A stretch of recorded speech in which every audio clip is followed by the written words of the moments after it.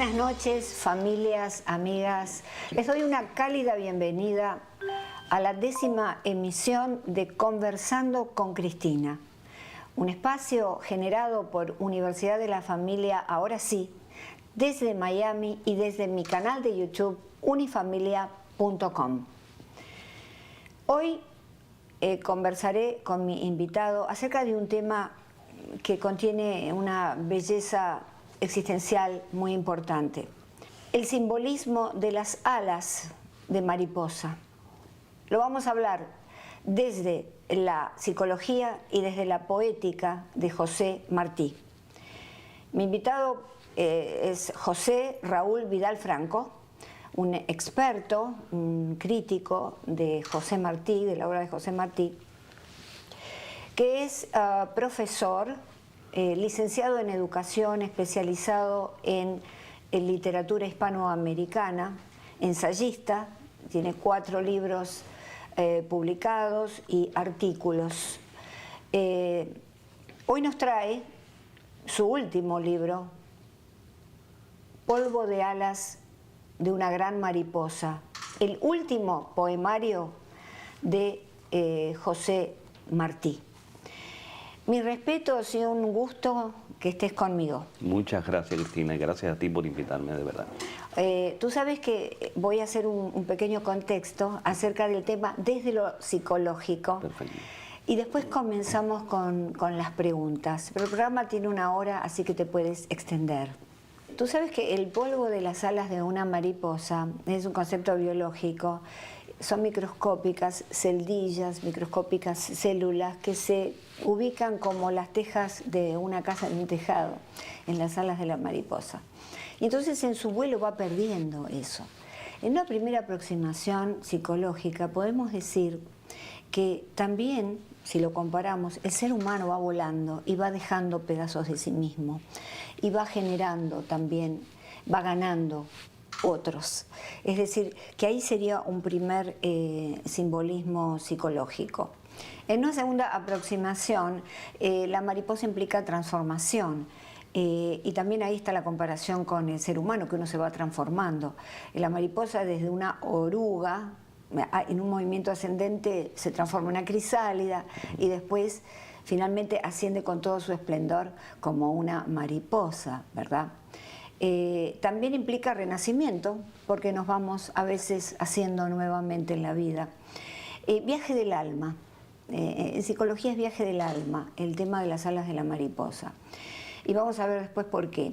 Implica libertad, el libre albedrío, el tomar las decisiones de uno.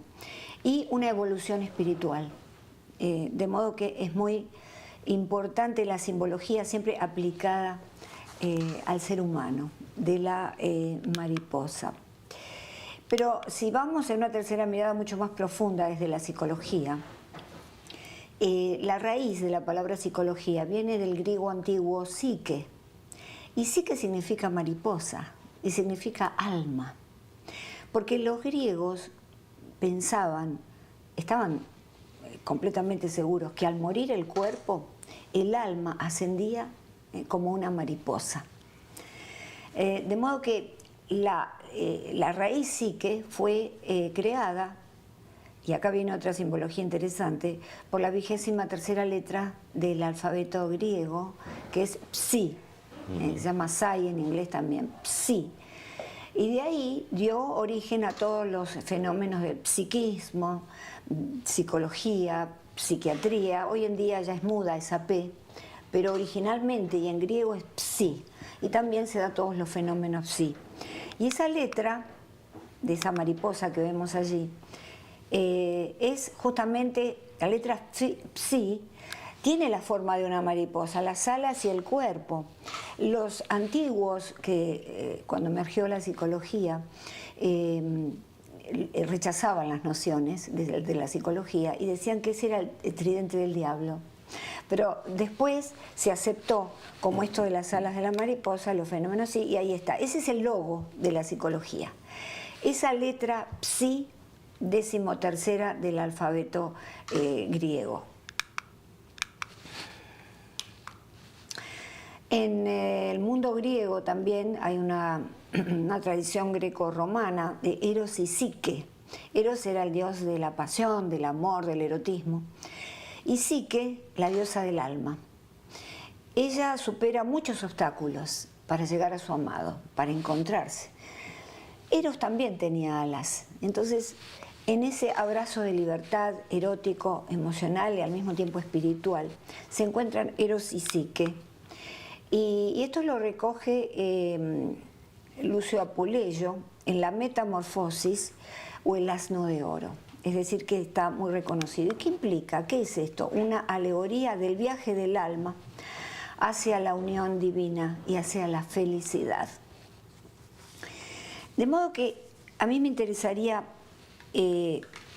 preguntarte si crees que este libro completa, el libro que tú presentas aquí, Polvo de alas de una gran mariposa, completa el perfil psicoemocional de José Martí. Si José Martí ingresa en lo erótico y en el deseo físico hacia una mujer que tengo entendido no sabemos quién fue. Así mismo. Sí, todo eso que acabas de decir está justamente en el libro, diseminado en todos y cada uno de los poemas. La mariposa ciertamente es el vehículo, ¿no?, de ese ir y venir ante el cielo. Y por supuesto también está en esa transformación de la que hablaste, ese desarrollo del ser humano, desde la crisálida que la mencionaste, que viene siendo como potencialmente el ser contenido, ¿no? Y como cuando sale convertido en mariposa, la oruga esa, hay toda una transformación, ¿no?, en vida. Es como una resurrección, ¿no?, salir de la tumba hacia la vida. Es así como se va mirando. Y ciertamente el simbolismo del mito de Psique es precisamente una mujer con alas de mariposa, según lo concebían los antiguos.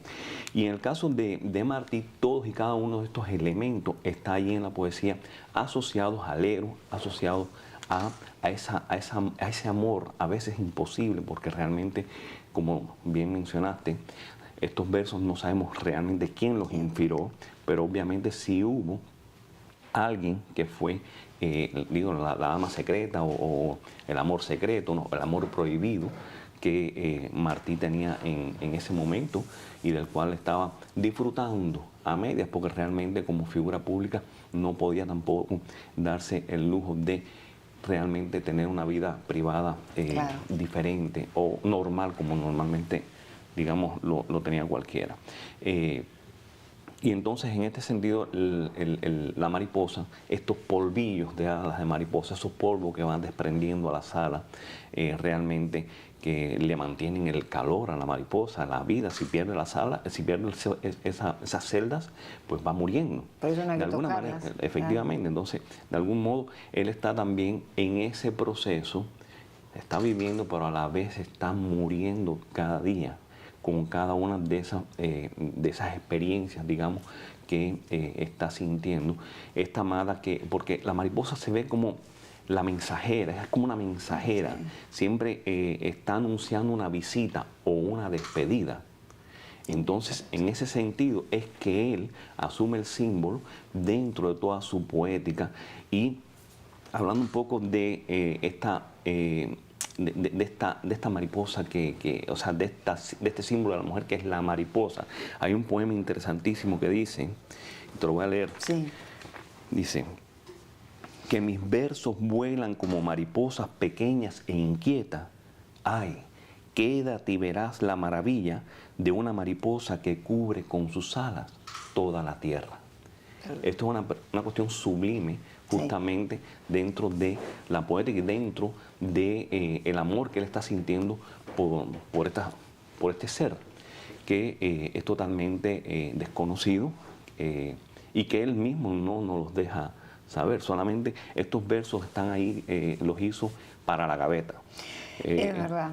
O sea, no los dio a conocer. Te quería comentar respecto de ese verso, que es bellísimo, por supuesto, que anuncia un poco el tema de lo que estamos viviendo ahora en la ecología, el calentamiento global, porque dice que esa mariposa que cubre la Tierra, el sol la está enfermando y finalmente va a morir. Entonces, cuánta conocimiento, cuánta sabiduría dentro de la poética de José Martí. También está primero quería decirte que en la obra martiniana, y tú me dices, porque tú eres el experto, sí o no, hay más de 100 referencias a insectos alados. Dice él, alas de águila, alas de rosa, alas de luz, y así sucesivamente. Es como que el tema de las alas implica esta libertad, lo que tú mencionabas, ¿verdad? El ala, fíjate, el ala como símbolo junto a la luz son los más recurrentes dentro de toda la poética, y de la poética martiana. Y es precisamente porque simboliza esa libertad, ese llegar a donde realmente hay personas que no pueden llegar, pero que se imponen por encima de las vicisitudes, de los escollos, trascender obstáculos y llegar a un punto. Y eso forma parte del crecimiento personal, y de eso es de lo que está hablando él justamente cuando está utilizando esto. O sea, hay muchas realizaciones de ala. Sí, está diciendo completamente. Alas de águila, alas de mariposa, alas de, qué sé yo, de... Alas de águila sería como el intelecto versus las alas de la mariposa, que es el alma. El poder del intelecto, sí. La importancia que tiene el conocimiento, la información, justamente. Fíjate tú qué cosa más curiosa, porque las personas a veces dicen, bueno, ¿para qué tú quieres saber tanto de tal y más cual cosa? Bueno, porque es que la información es un arma. O sea, eso te hace crecer a ti como ser humano, socialmente, espiritualmente, moralmente. Claro. Y en ese sentido es que está llevado el simbolismo, ¿no? Y sobre todo por esta noción del querer trascender siempre, ¿no? Como ser humano. Esto mismo del ala que te estaba diciendo de la mariposa, que es la anunciadora del viaje, es precisamente eso, el querer ir y venir del cielo a la tierra, del cielo a la tierra, como mismo hacían los antiguos. Qué maravilla, sí. Una maravilla. Martí hizo de la literatura algo, una expresión emocional, pero al mismo tiempo una expresión de compromiso. Está lo estético y lo ético, claro. Lo moral, de compromiso con la sociedad para mejorarla, sí. ¿Verdad? ¿Cuál es la influencia que tuvo, en realidad, en el pueblo en su momento cubano? Mira, una de las cosas por las cuales no escribió más poesía fue precisamente porque él decía que él quería ser mejor conocido por sus actos que por lo que escribía. Bello. Él decía que él quería ser un poeta en actos. Esa es la definición que hace. Quiero ser un poeta en actos, ser conocido por mi obra y no por mis escritos. Claro. Por eso es que sencillamente pierde la vida en un acto heroico como el que sucedió en 1895. Pero sí, ciertamente, la influencia que tiene en todas las generaciones que vinieron, o sea, posteriori, fue grandiosa para la vanguardia, para el mismo modernismo. Hay quien lo ubica como, a Darío, por ejemplo, como el iniciador del modernismo. Ok, sí, porque fue realmente el que dio a conocer la obra modernista de alguna manera, pero cuando tú vas a las obras martianas, tú vas a un Ismaelillo que es anterior a Azul, sí. de Darío. Cuando tú vas a otros textos muy anterior a los de Darío, te das cuenta que había una modernidad que sirvió. Por eso es que Darío le ama cuando lo conoce y dice maestro. Darío conocía los escritos de Martí, los leía muchísimo. Y Martí tomó el parnasianismo y el simbolismo europeo y le dio una vuelta totalmente diferente. Sí, para claro. La literatura hispanoamericana. El Parnaso, sí, el simbolismo es, digamos que es el modernismo nuestro, de alguna manera. Fíjate claro. Que el modernismo es el primer movimiento literario, ¿no? Que se exporta de América hacia Europa. Sí. Cosa que no había sucedido antes, porque todo venía de Europa. Y en este sentido, Martí es el mayor simbolista que tenemos en literatura hispanoamericana del momento. Realmente porque cogió los símbolos, incluso en medio de un momento en que el romanticismo ya está en decadencia sí, total, y lo revitaliza con la belleza de la naturaleza americana. Claro, con el sol, con la luz de la belleza de nuestra naturaleza. Eso le da otra dimensión a todos los símbolos, al mismo ala, a los mismos animales, a ese bestiario incluso que usa en toda su poética. Le da toda una dimensión muy diferente al resto de los símbolos del Parnaso. Te diría incluso que desde el punto de vista filosófico, hablando un poco del tema de la sociología, de la filosofía, si Martí hubiese nacido en Europa, hubiese sido uno de los grandes pensadores. Sin duda, sin duda. Yo pensaba, europeo. Sí, pero exacto. Para buena suerte nuestra, nació acá en América, en Cuba. Y para mala suerte de él, nació en Cuba. Sí. Es verdad. Si no hubiese sido un gran pensador, hubiese estado al nivel de los enciclopedistas, probablemente. Exacto. Inclusive porque la ética que él tenía, es que hay un libro, se llama Libro Nuevo y Curioso, donde él anticipa la epigenética, que es esta ciencia que nos dice que no estamos determinados por la genética, sino por la educación de los padres. ¿Y en dónde lo anticipa? Dice, las cualidades de los padres, en este libro, quedan en el espíritu de los hijos como quedan los dedos de los niños en las alas de la fugitiva mariposa. Tiene una belleza y una profundidad educativa impresionante, impresionante. Y después también anticipa la sociología. En el cuaderno martiano 4, bueno, yo tengo anotado lo que he leído, anticipa la sociología y parte de lo que decía en El malestar en la cultura Freud. Dice, porque un hombre no es, dice José Martí, un hombre no es una bestia hecha para gozar como el toro y el cerdo, sino una criatura de naturaleza superior, que si no cultiva la tierra, si no ama a su esposa y educa a sus hijuelos, volverá a vivir indudablemente como cerdo y como toro. Y esto lo dice Freud, El malestar en la cultura. La paz en el mundo va a depender de la manera en que manejemos nuestros instintos más básicos, la sexualidad y la agresividad. Vale decir que lo veo con una profundidad y como tú muy bien apuntaste, hubiera sido en Europa un gran filósofo, un gran pensador enciclopedista, sin duda. ¿Cómo no? Hablando de eso, precisamente de esa bestialidad, digamos, sí, ¿no? esa bestialidad, de esa agresividad que acabas de mencionar. Hay un texto en el que habla precisamente de a la muerte de Carlos Marx, en el que comienza diciendo, ha muerto Carlos Marx, como se puso al lado de los pobres, merece respeto, punto y seguido, pero anduvo deprisa. Y cuando dice anduvo deprisa, todo lo que viene es tremendo, porque hay un momento en que habla y hoy escucha la palabra que utiliza. Él no está de acuerdo con ese abestiamiento de unos hombres sobre otros. Qué bueno. Fíjate qué curioso, o sea, qué conceptualización tenía este hombre. Y ciertamente los valores se van formando, es lo que estás diciendo, y él era partidario de eso, lo escribió desde la cuna. O sea, los valores... los padres tienen que ver mucho. Incluso él mismo tiene un concepto como padre que dice que un hombre no es hombre en sí, no funde a una familia y salga de ella desarrollado en hijo. O sea, estamos hablando de esa fundación fundamental, o sea, de ese célula fundamental de la sociedad. Y otros tantos valores como cuando se los dedica el ismaelillo al hijo, tengo fe en el mejoramiento humano, en la utilidad de la virtud y en ti. Eso está tremendo. Utiliza la mariposa también en la descripción del niño, sí. Sí, cómo no. Le habla, o sea, la mariposa la utiliza como su mensaje para el niño. O sea, cómo él le va transmitiendo de alguna manera valores a estas mariposillas, son mi amor, son mi pasión por ti, cosas por el estilo, que ahora tendría que buscar algún que otro texto, pero ciertamente ese es el vehículo. Por eso te decía al principio, la mariposa es la mensajera. Es mensajera, no solamente símbolo de la mujer como en las culturas antiguas que lo era, también aquí en el libro es símbolo de la mujer, obviamente, pero también es el vehículo a través del cual él transmite amor y habla de ese amor con la misma sencillez que es el amor.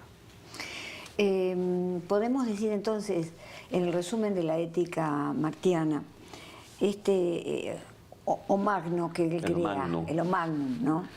Es, digamos, es contrario a lo que sería el hombre superior de Nietzsche. Absolutamente. Es decir, qué maravilla cómo contrapone un personaje fundamental, humano, al hombre superior de Nietzsche. Fíjate que comienza, hay versos maravillosos en el que, por ejemplo, el de la teoría de Darwin, que lo resume, dice: pez que en abre y corcer y hombre se torna. O sea, cómo el hombre va evolucionando hacia las capas superiores de la inteligencia, de la sociedad, de la espiritualidad. Y en otro momento dice: va el hombre de minotauro a ala y para en ala. De minotauro y para en ala. O sea, de lo salvaje, digamos, hasta lo más espiritual. Sublime. Y ciertamente el concepto o magno, que es un neologismo creado por él, significa hombre magno, hombre grande. No tiene nada que ver con Nietzsche, tiene que ver con el crear esos valores, el desarrollo de los valores espirituales, morales y sociales del ser humano y de ese compromiso que debe tener el ser humano dentro de la sociedad. No es solo vivir de los beneficios de la sociedad, sino comprometerse con la misma sociedad en la que vive para desarrollarla y para él mismo, ¿no? Desarrollarse como ser, como ente dentro de esa sociedad. Y en ese sentido los valores del amor, la lealtad, la amistad, son excepcionales dentro de la poética en sentido general, no solo poesía, sino hablando poética en sentido general dentro de toda su literatura. Con respecto ya a tu libro, el título es una anotación al margen que se encontró en uno de sus escritos, o en algunos de ellos, y que en realidad decía: mis obras son como las alas de una mariposa. Ajá. Hay una anotación marginal en uno de los papeles que se encontró Gonzalo de Quesada, que es el albacea de él, en el que decía, hay unos poemas, y entonces además decía: estos son polvos de alas de una gran mariposa. Qué bueno. Es como dice. A Gonzalo de Quesada le pareció genial coger esa frase y ese manojo de versos, que son estos que están en el libro, publicarlo. Le quitó una gran y dejó el título, él mismo lo creó, polvos de alas de mariposa. Me parece mejor incluso que lo que había escrito Martí realmente. Pero el título original debería ser polvos de alas de una gran mariposa. Y yo explico un poco en el libro por qué una gran mariposa, por todos estos valores que estamos hablando. Y ciertamente los agrupó allí, porque son versos mínimos en el sentido de que son cortos, son breves, son sencillos a la hora de hablar del amor y de sus sentimientos que él está sintiendo, o sea, de eso que está virtiendo sobre el papel, pero que le inspira un ser amado. Claro. Entonces, ¿qué te lleva a ti? Porque hay una de Emilio de Armas, una primera edición del libro, ¿no? ¿Y qué te lleva a ti a hacer este compendio y este análisis, más allá de que eres un crítico y un conocedor profundo de José Martí? A mí, yo amo la poesía martiana. He hecho este libro, bueno, trata sobre esta colección, pero tengo uno que es sobre los versos libres, que es un poco más convulso. ¿Cómo se llama? Los versos libres de José Martí, notas de imágenes. Ajá. Así es como se titula. Bueno. Y es un análisis precisamente de toda esa colección. Casualmente trabajo las dos colecciones que no se publicaron, que Martí nunca publicó, porque nada más publica el Ismaelillo, que era para el niño, para el hijo, claro. Para el hijo. Podía darse a conocer, obviamente, versos sencillos para leer entre amigos, dedicados a la amistad, dedicados a Cuba, a distintos temas, ¿no? Pero estos que son del hombre más escondido, del ser que después de los avatares del día llega a la casa, después de haber luchado con tantas cosas en la sociedad, con deslealtades, con amistades, con amores. Bueno, pues entonces eso sí lo vierte allí en versos libres, de una manera tremenda, no muy enrevesada. Y en el caso de Polvos de alas de mariposa, con ese tema del amor, ¿no? de ese sentimiento que está por una mujer, o quizás por varias mujeres, porque yo la trato en singular, pero realmente es un periodo de más de 15 años. Emilio de Armas, ese gran crítico nuestro de nuestra literatura, estuvo trabajando junto con Cinto y Fina en la edición crítica de la poesía de José Martí, allá en Cuba hace muchísimos años, e incluyeron este poemario y hay todas unas anotaciones. Pero él rescata el poemario, es primera vez que se publica fuera de Cuba, y fue justamente Emilio de Armas quien lo publica. Y yo, que siempre estaba enamorado de ese poemario, digo, caramba, yo quiero hacer un estudio o sea, darle mi lectura también al poemario, y es eso lo que hice. Es también primera vez que se hace un estudio integral del poemario fuera de Cuba, este libro. Claro. O sea, y Emilio, bueno, pues lo leyó y le encantó también, porque se me ha hecho volver a la poesía martiana, José Raúl. Claro, claro. Sí. ¿Cuál es la parte que quisieras destacar de tu libro? Una lectura breve. Una lectura breve, chica. La verdad es que no sabría por dónde empezar, pero realmente, yo sé que todo es muy rico. El libro básicamente tiene todo un estudio del poemario crítico, desde el punto de vista simbólico, semiótico, escatológico, teológico, de todo tipo. Hay de todo tipo de acercamientos. Es multidisciplinario, claro. Correcto. Y la segunda parte, bueno, pues es el poemario per se, o sea, el poemario como tal, con todos los textos que escribió Martí. Yo preferiría leer los poemas. Claro, porque el estudio crítico es mi acercamiento, es mi lectura, pero cada quien tiene el modo de interpretar, y sobre todo porque la poesía es sugerencia. Sí. La poesía es sugerencia, lo que te dice a ti un poema o un verso, quizás no me lo dice a mí, o me dice algo diferente, porque tiene que ver mucho con ese nivel cultural que puede tener la persona, con ese desarrollo, con esos valores que tiene la persona, con esa educación que tiene la persona, y así mismo es que uno va interpretando o esa sugerencia que le va dando el verso. Yo quisiera quizás leer algún que otro poema, a ver si los tengo por acá. Bueno, tendría que empezar a buscarlo por acá, por el libro. Porque sí, tranquilo. Sí, son versos realmente muy... Y además está hablando de la mujer, de cómo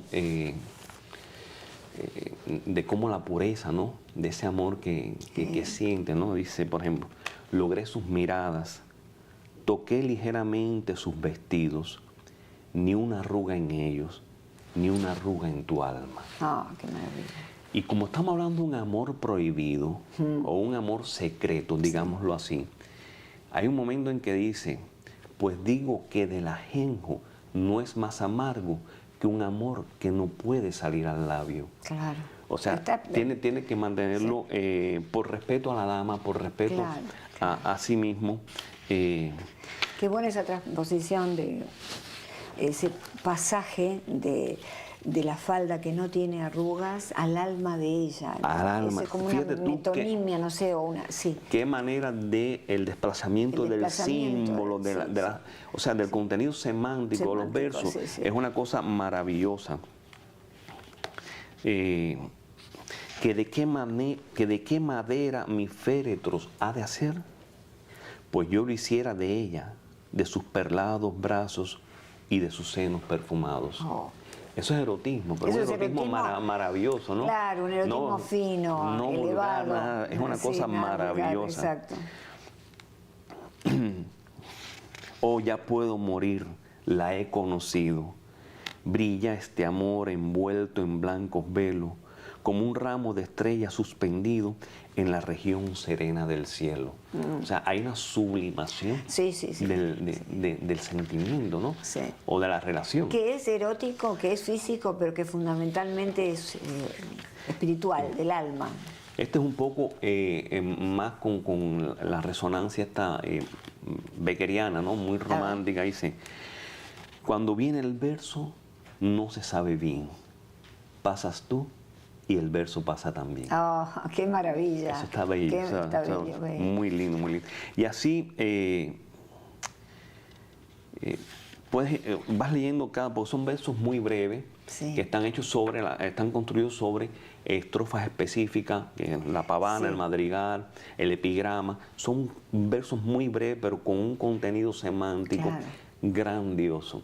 Y se disfruta, es muy disfrutable, la verdad. Sí, muy simple y muy profundo, que es muy difícil de lograr.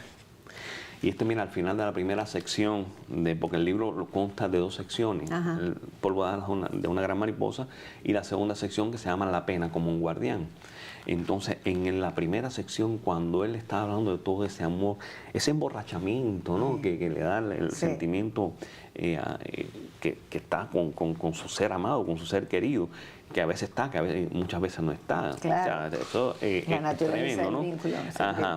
Después de hablar tanto del amor, dice, libro de amor que se cierra sin nube, manchas ni ocaso, fuente pura, limpio vaso, vete a consolar la tierra. Mira qué cosa más bella esa. Qué maravilla, qué belleza. Es un libro que sinceramente... Le atribuye un poder inmenso.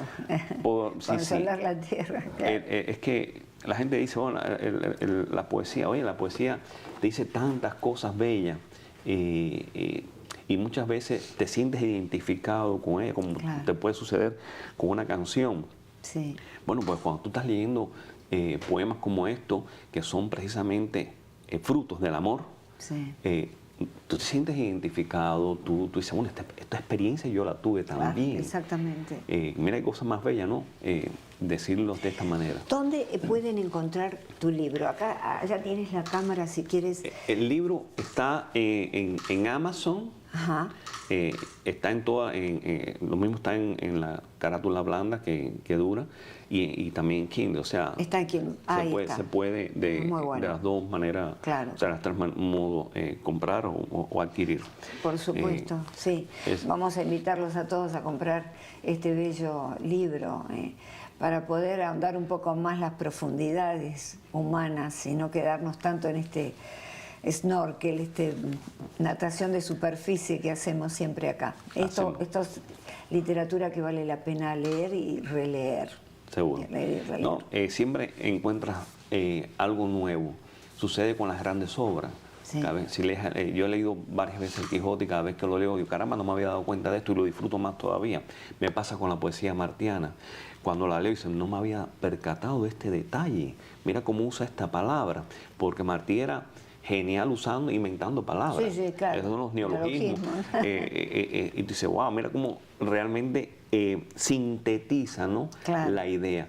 Porque una de las maravillas que tiene la lírica, la poesía como tal, es que a diferencia de la ciencia que estudian fenómenos por separado, aunque hay interdisciplinas, obviamente cada día hay más interdisciplinas entre todas las ciencias. Pero bueno, hablando en sentido general, las matemáticas, los fenómenos matemáticos, la física, lo físico, la psicología, lo psicológico. Sí. En el caso de la poesía, en breve, en un verso, te sintetiza todo. Claro. Te dice todo, lo que la ciencia divide. Igual. Es increíble. Entonces, ahí está el nivel de sugerencia, ¿no? Exacto. De lo que puede decirte a ti un verso cuando lo estás leyendo. Martí entonces fundó las bases del modernismo e influyó, porque yo he leído a Gabriela Mistral, por ejemplo, a Pablo Neruda, los ha influido mucho con ese compromiso también de lo social, ¿verdad? Sí. ¿Cómo influye? ¿Cuál es la huella que ha dejado en Cuba José Martí? En el pueblo, desde ya, ¿no? Sí, lamentablemente Martí en sentido general es un desconocido, como muchísimos de los autores nuestros en Latinoamérica, sí, porque ha existido mucha manipulación en el modo de presentar la obra. Y eso ha lastrado mucho a la figura de, no solo de Martí, de cualquiera de los padres fundacionales nuestros en Latinoamérica y en Cuba. Pero las personas que se acercan siempre, o sea, con interés a leerlo, van a encontrar un Martí fuera de la oficialidad. Fuera de la narrativa oficial, que es totalmente diferente, que es el Martí, porque yo siempre recomiendo ir al texto. Claro. No quedarte con lo que dice un autor, sino ir al texto, es realmente donde está el meollo del corazón, ¿no? Bueno, a veces hay que ir al texto, pero también hay que tener cierto conocimiento. Por supuesto. Porque si no, se necesita. Claro, pero por ejemplo, ciertamente es así. Pero bueno, de todos modos yo siempre recomiendo ir al texto, porque se interesa por la lectura, es porque está entrenado en la lectura. No, desde ya. Pero estoy hablando de gente que en realidad no lo puede interpretar.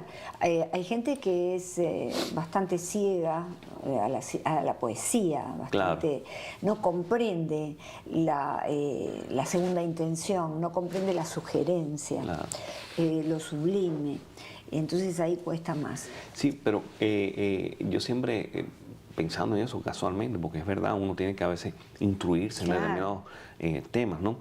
Pero me acuerdo de una frase, de una carta que le hace Félix Varela, el sacerdote Félix Varela, a uno de sus amigos, en el que le dice: me estoy leyendo a San Agustín para entender qué dijeron sus críticos, sus intérpretes. Entonces, y es verdad, porque a veces el intérprete pues, le da una vuelta a aquello y dice, bueno, y cuando vas al texto es otra cosa. O sea, tú, por eso siempre... con Carlos Marx, las obras de Carlos Marx, también sucede lo mismo. Correcto, de las obras de Carlos Marx escrito, yo me quedaba espantado a veces en las librerías viendo todos unos anaqueles llenos de enumerados. Decía, pero este hombre no puede haber escrito tanto, o esta gente de qué manera puede interpretar tanto sobre esto, ¿no? Pero sí, ciertamente se interpreta mucho, la verdad. Y es ese nivel de sugerencia que te da la literatura, pero yo apelo más en cuanto a poética se refiere, a esa función lúdica del lenguaje y de la literatura en sentido general. Lo que te hace a ti disfrutar de un texto, como tú te identificas con un texto determinado, cuáles son los valores que tiene ese texto, no ya desde el punto de vista técnico o formal, sino espiritual, digamos. Hablando, por ejemplo, de la ética y del sacrificio, digamos, un concepto martiano, o sea, dentro de la poesía de él, su concepto por la comunidad, por la sociedad. Efectivamente, el sacrificio por la comunidad, por las personas. Y es increíble cómo este hombre, cuando va a hablar del sacrificio, lo primero que hace notar no es quién se sacrifica, sino quién recibe el beneficio de ese sacrificio. Excelente. Eso es genial. Sí. Entonces tú lo ves en los versos, cómo pone primero quién es el beneficiado de mi sacrificio. Claro. O sea, él no se dice, me estoy sacrificando para que esto y esto y esto, claro, sino al revés. Y entonces tú ves en textos como el de Lluvia y Estrella, cuando está hablando de eso precisamente, dice, cuando al mundo, el mundo es las personas, sí, de su copa el licor vació ya el vivo, y él se pone al final. Claro. Cuando a los vientos de norte y sur virtió su voz sagrada. Claro. Fíjate que se está poniendo al final. Claro. Cuando para manjar de la sangrienta fiesta humana sacó contento y grave su propio corazón, la estrella como un manto en luz lo envuelve, y el vivo, que a vivir no tuvo miedo, se oye que un paso más sube en la sombra. Fíjate, se está sacrificando, claro, sí, y sin embargo, ¿cómo es posible que tú vas a perder tu vida? Y dice, el vivo que a vivir no tuvo miedo. Porque renuncia a la posición de víctima y asume la posición victoriosa de alguien que está ayudando. Ese es el punto. Y entonces, de ahí viene el concepto de poeta en acto. Claro, exacto. Y es verdad. Y lo era. Y lo era, sin duda. Lo era. De manera que es algo que realmente te emociona, ¿no? Cuando estás leyendo cosas de gente grande, como lo fue nuestro apóstol Martín. Exactamente, sí. Qué pena lo que me acabas de contar, que es un desconocido, que semejante figura, esa talla icónica, no es conocida por el pueblo. Las personas, lo que más conocen, sí, es la Guantanamera. No, la Guantanamera, los versos que fueron en la Guantanamera, los versos sencillos. Quizás los zapaticos de Rosa, la niña de Guatemala, todos estos mitos que sean. Pero es Martín es mucho más que eso. Hay cosas maravillosas allí, mucho más profundas que lo que se conoce. Además, siempre presentado desde una narrativa, porque lamentablemente no todo el mundo se acerca de una manera abierta, ¿no?, a leer los textos, sino que ya las personas van a veces un poco predispuestas, ¿no?, con la figura. Le sucede a todos los escritores, a todas las figuras grandes, que tienen sus personas que lo apoyan y sus detractores, ¿no?, de alguna manera. Sin embargo, acá en el exilio es muy conocido, ¿no? Sí, se hace una labor bien fuerte sí, con el tema de dar a conocer las obras, porque el asunto es que no está sujeto a una cuestión digamos, de la narrativa oficial. Yo como escritor doy mi criterio, doy mi opinión sobre tal y más cual cosa. Puedes no estar de acuerdo. No quiere decir que yo esté equivocado ni que la otra persona tenga la absoluta verdad, que no existe, sino que tenemos puntos de vista totalmente diferentes sobre determinadas cosas. ¿Por qué? Porque todo depende de el modo en que tú asumes la realidad que te rodea también, ¿no? Claro, sin duda. Tú presentaste el libro el 6 de diciembre, ¿verdad? ¿Dónde lo presentaste? Ahí en la biblioteca de Westchester. Lo organizó Encuentros Insulares, dirigido por el poeta Joaquín Gálvez, y dentro del programa de autores locales del Miami, del sistema de bibliotecas del condado Miami-Dade. Fue exitoso, la verdad, a la gente le encantó muchísimo. Gwen grabó el programa, lo más bien. Nuestro amigo Gwen. Y él estuvo allí, sí. Y realmente la gente le gustó muchísimo, fue muy dinámico. Lo que pasa es que es un hálito humano. Cuando uno ingresa en la literatura, en la poesía, en una poesía, bueno, tan gallarda, tan inspiracional, es algo que nos hace sentir mejor, claro. Porque estamos demasiado utilitarios y tenemos que pasar un poco a todo esto de lo humano, porque sí. Este es otro costado humano, ¿no? Totalmente. El amor. Se vive en momentos de mucha superficialidad. Exactamente. Y donde las personas, quieren aparentar a veces lo que no es, lo que no son. Y lamentablemente las redes sociales, lejos de acercar a las personas, yo creo que de alguna manera los separan, ¿no? Totalmente. Lo separan. Sí. Y existe una frialdad muy grande en ese manejo de las redes sociales, sobre todo en el querer aparentar lo que no es. Y para eso sirven las redes sociales. Entonces, lamentablemente, se van resquebrajando los valores. Este conversar, este calor, este ver la persona cómo reacciona, esa inflexión de la voz, ¿verdad? Sí. Es importante, eso no te lo da la red social. No, y eso es lo que muy atrás en el tiempo, en la prehistoria, nos hizo crecer. Claro. Y nos hizo desarrollar nuestro cerebro. El estar juntos, el colaborar, el abrazo, todas estas cosas que estamos perdiendo. Hay un libro muy interesante de Guy Debord que se llama La Sociedad del Espectáculo, y él dice, no porque vayamos más o veamos más películas, sino porque cada uno de nosotros se ha transformado en un espectáculo. Y lo vemos, desgraciadamente, todos en las redes sociales son conductores, periodistas, salen a hablar lo que quieren y dan una imagen falsa, en realidad, de lo que son. Claro. Sí, es el mundo del espectáculo, ¿no? Yo diría como una especie de... Ha llegado a todo el mundo, se democratizó el tema de ese... Sí, la vulgaridad. La vulgaridad, exacto. La desinformación. La desinformación. Entonces, hay quien, volviendo al tema de la lectura, muchas personas, y en la actualidad, la referencia que tienen lectura es el Wikipedia o el TikTok, y ahí estamos. Entonces, ahí es donde hay una avalancha de desinformación y demostración de ignorancia absoluta en todos los temas, sean políticos, sociales, religiosos, en todos los temas. Y eso va en detrimento del crecimiento social y personal de la persona. Yo aconsejo a los padres, cuando están acostando a sus niños a la noche, a leerle libros, pero leerle libros, no cualquier libro de cualquier autor, leer libros que sean clásicos, por ejemplo. Claro.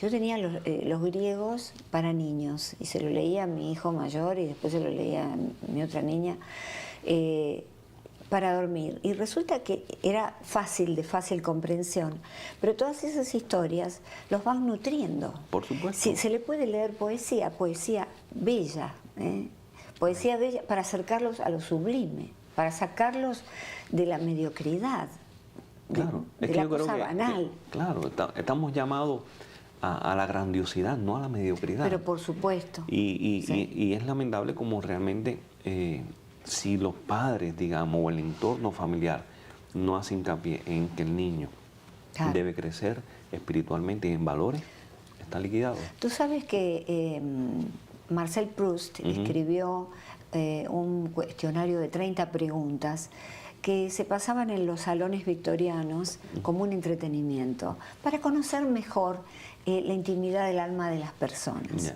Yo no te voy a hacer las 30 preguntas, sería mucho, pero algunas preguntas. ¿Quién es José Raúl Vidal Franco? Bueno, pues soy un padre amoroso, un esposo maravilloso. Yo tengo una familia que he fundado y eso yo creo que es la esencia de mi ser. Gracias a esa familia que he fundado es lo que puedo decir que soy hoy por hoy, la verdad. ¿Cuál es tu principal virtud? La honestidad. ¿Y tu principal defecto? Lo explosivo que soy a veces. Bueno, pero es bueno reconocer. Reaccionar, ¿no? ante determinadas cosas que creo o sea, que desde mi punto de vista están quizás erradas o quizás soy yo el que estoy errado, no te voy a decir. Pero sí reacciono, me encanta reaccionar a diferentes situaciones. O sea, no paso inadvertido ante una situación, ¿comprende? Entonces, yo creo que sí, que eso es un defecto que, dicho sea de paso, me ha traído muchísimos problemas, pero también me ha traído muchísimas virtudes, o sea, claro, muchos triunfos también, ¿no? Por supuesto, sí, hay que ser genuino. Claro. Siempre que uno no llegue a a incomodar a los demás. Por supuesto, pero claro. Uno puede expresarse desde ya. Dios existe. Para mí sí. Yo estoy criado, nací en medio de una sociedad comunista donde era prohibido ser amigo de la iglesia. Y yo me crié en el seno de la iglesia desde niño. Y sí creo en Dios, firmemente.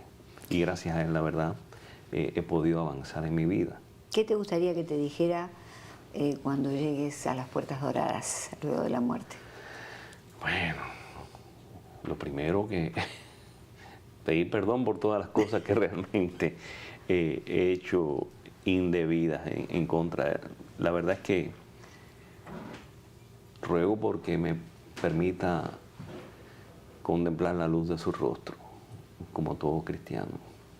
¿Tus padres viven? Mis padres viven. Mi mamá, mi papá ya falleció. Si entra acá tu papá, ¿qué le dirías? Lo abrazaría y le digo que lo extraño. No sé, sería una experiencia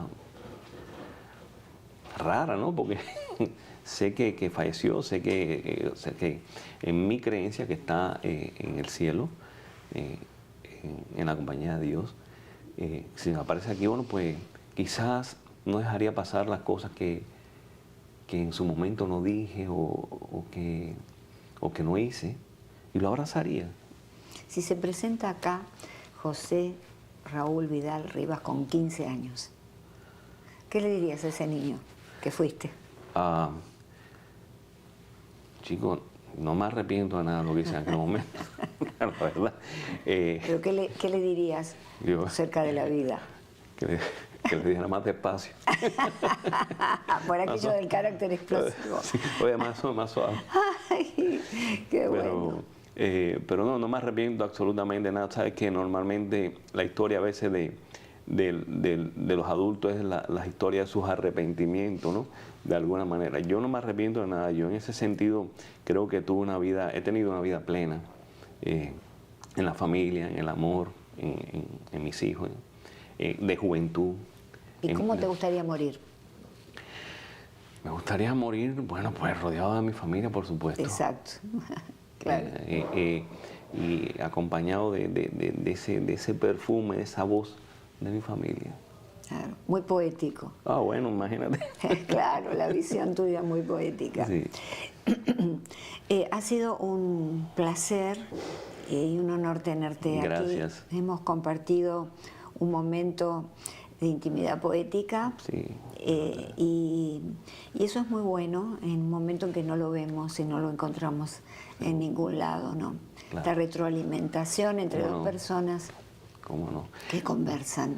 No, y la verdad es que yo te digo sinceramente, yo venía a tu programa y decía, bueno, voy a hablar, sí, vamos a hablar de psicología, de cosas sociales, pero deja ver de qué manera, hermano, que tú has sido de una manera tan precisa, le has dado de verdad el toque al programa, como siempre, por supuesto, Gracias. en torno al tema de Martí. Eso me ha gustado. Y realmente tu libro y tu persona se merecen el tiempo, tomarse el tiempo, la pausa, para poder analizarlo. Te lo agradezco sinceramente, ¿verdad que sí? Te lo agradezco mucho. No, yo soy la agradecida por tu presencia. Muchísimas gracias. Gracias a ti. De nuevo reiteramos que pueden encontrar el libro Polvo de alas de una gran mariposa, el último poemario de José Martí, en Amazon, ¿verdad? Está en Kindle, tapa dura, tapa blanda, no se lo pierdan.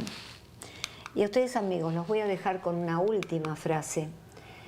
La mariposa va donde sus alas la llevan. Una frase como todas las frases maravillosas de José Martí. Permitan que sus alas, sus sueños, sus pasos se eleven espiritualmente, con libertad. El libre albedrío es muy importante, pero que sea usado para el bien. Es decir, llegar a ser quienes somos sin herir a los demás. Los espero entonces en la próxima oportunidad, ya será en el 2026, para otro espacio de Conversando con Cristina. Como siempre les digo, cuídense y cuiden a aquellos seres que aman. Hasta la próxima.